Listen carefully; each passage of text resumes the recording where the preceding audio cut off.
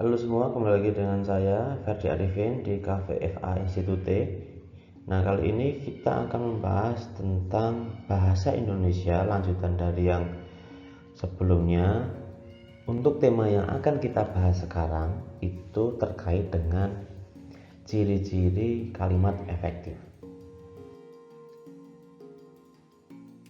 Jika kemarin kita sudah membahas tentang pengantar kalimat efektif, sekarang kita membahas cirinya. Ada 7 ciri kalimat efektif dalam bahasa Indonesia yang harus kalian pahami. Pertama, itu adalah kesepadanan atau kesatuan gagasan. Maksudnya, kesepadanan adalah keseimbangan antara pikiran atau gagasan dan struktur bahasa yang dipakai. Secara praktis, sebuah kesatuan gagasan diwakili oleh fungsi sintaksis. Ini misalkan contoh di sini bahasa Indonesia yang berasal dari bahasa Melayu. Ini sama. Kenapa salah? Karena predikat kalimat tidak didahului oleh kata yang. Yang benar dari contoh ini bahasa Indonesia berasal dari bahasa Melayu. Tidak usah pakai yang. Oke. Yang kedua adalah keparalelan atau paralelisme. Ini kesamaan bentuk kata yang digunakan dalam kalimat. Contohnya itu, tahap terakhir penyelesaian gedung itu adalah kegiatan pengecatan tembok, memasang penerangan, dan pengujian sistem pembuangan air. Nah, di sini itu kalimatnya tidak paralel. Kenapa bisa tidak paralel? Tahu nggak? Jadi kenapa ini tidak paralel? Karena kesamaan bentuk kata yang digunakan dalam kalimat itu tidak sama. Contohnya yang ada di kalimat ini adalah kegiatan pengecatan tembok, memasang penerangan, dan pengujian sistem pembuangan air. Harusnya kalau paralel itu pengecatan tembok, pemasangan penerangan, dan pengujian sistem pembuangan air. Jadi ketika semua itu rincian dari keterangan kalimat itu menggunakan imbuhan pean, berarti semuanya itu juga mengikuti dengan imbuhan pean, pengecetan, pemasangan, dan pengujian. Tapi di sini ada menggunakan kata atau imbuhan mean, harusnya pean pemasangan gitu ya. Jadi paralel semuanya. Lalu yang ketiga itu adalah penegasan atau penekanan, adalah suatu perlakuan penonjolan pada ide pokok kalimat karena inti pikiran yang terkandung dalam tiap kalimat itu harus dibedakan dengan sebuah kata yang dipentingkan. Jadi ada penekanan. Kalau misalkan dalam bahasa lisan atau ragam lisan itu sangat mudah ya, penekanan cukup menggunakan intonasi. Nah, itu berarti penekanan. Cuma kalau dalam bahasa tulis mungkin ada penonjolannya, itu bentuknya lain.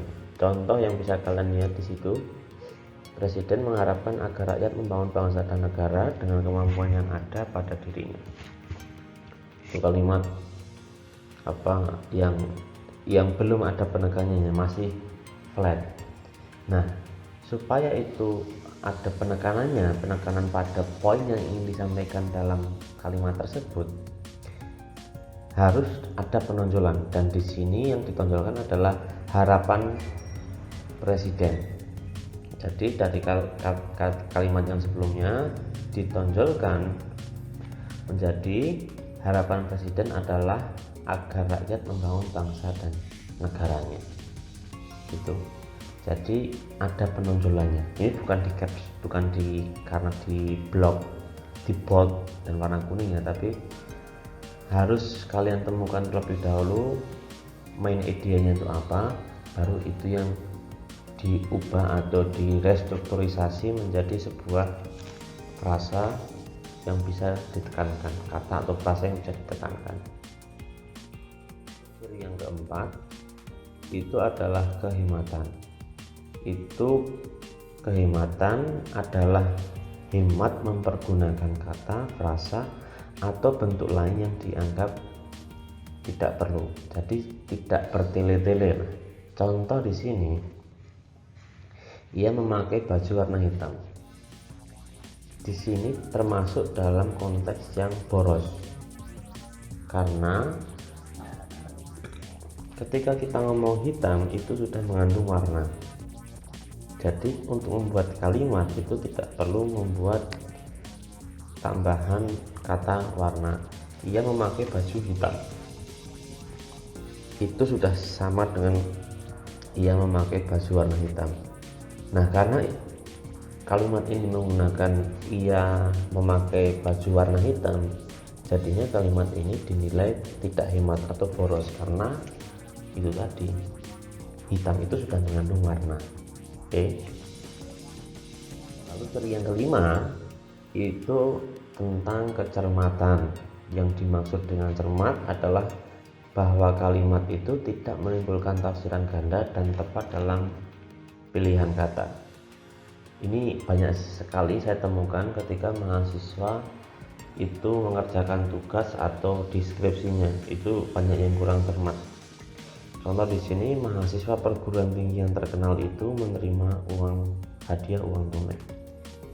Nah, dalam kalimat ini itu memiliki makna ganda.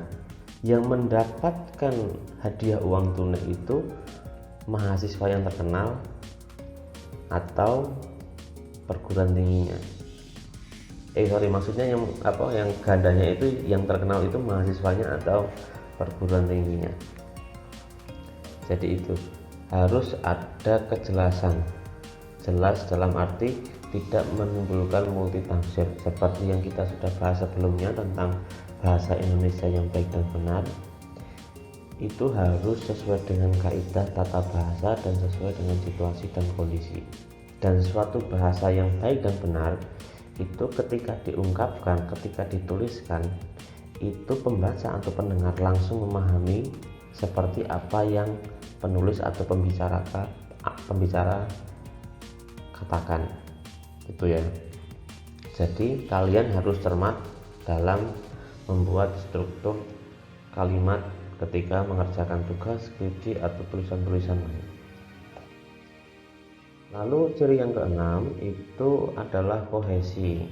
Ini hubungan timbal balik yang baik dan jelas antara unsur-unsur kata atau kelompok kata yang membentuk kalimat. Contohnya itu bisa kalian lihat, kita harus dapat mengembalikan kepada kepribadian kita orang-orang kota yang telah terlanjur meninggalkan rasa kemanusiaan itu dan secara tidak sadar bertindak keluar dari kepribadian manusia Indonesia dari sudut kemanusiaan yang adil dan beradab. Itu bingung nggak kalian kalau membaca kalimat itu satu kalimat ya, pasti bingung kan. Nah, maka dari itu hubungan timbal balik yang jelas antar unsur-unsur atau kata atau kelompok kata itu membentuk kalimat. Jangan sampai informasi atau ide yang ada dalam setiap kalimat itu kabur. Dalam arti kabur itu membuat orang bingung. Nah, dari contoh yang bisa kalian lihat itu penyederhanaan supaya itu sesuai dengan kohesinya. Kita harus mengembalikan kepribadian orang-orang kota yang sudah meninggalkan rasa kemanusiaan. Nah, simple, pendek, jelas, padat. Itulah ciri tentang kohesi dalam kalimat efektif. Meskipun kalau kalian tulisnya dengan cara seperti ini, nanti istilahnya, kalian pasti merasa itu tidak keren. Banyak mahasiswa yang menganggap tulisan sederhana satu kalimat itu hanya mengandung beberapa kata, itu dianggap itu kurang intelek. Atau mungkin banyak teman-teman yang melakukan penulisan satu kalimat itu panjang lebar supaya untuk memenuhi kebutuhan standar minimal jumlah kata. Dan ada orang atau teman-teman mahasiswa yang melakukan perilaku tidak kohesif dalam kalimatnya itu, karena memang apa yang dituliskan itu seperti dengan bahasa lisannya, apa yang ada di kepala langsung dituliskan gitu, tidak diatur dengan tata bahasa yang baik dan benar. Nah, itu banyak sekali terjadi, tapi itu kurang baik. Jadi kohesi itu hubungan timbal balik yang baik dan jelas ketika kalian membuat suatu kalimat. Lalu ciri yang terakhir itu tentang koherensi, penalaran atau logika. Itu proses berpikir yang berusaha untuk menghubungkan evidensi menuju kepada suatu kesimpulan yang masuk akal. Berarti kalimat-kalimat yang diucapkan harus bisa dipertanggungjawabkan dari segi akal sehat atau penalaran. Contohnya bisa kalian lihat, orang itu mengerjakan sawah ladangnya dengan sekuat tenaga karena mahasiswa Indonesia harus menggarap suatu karya ilmiah sebelum dinyatakan lulus dari suatu perguruan tinggi. Ini opo? Bingung. Menulis kalimat seperti itu banyak, dan itu istilahnya perlu kontemplasi atau perlu peredaman pikiran saat menulis itu. Kalau enggak, nanti akan seperti ini, idenya itu semuanya dimasukkan di dalam satu kalimat, bahkan satu paragraf itu bisa satu kalimat kalau kalian cermati tugas kalian ya.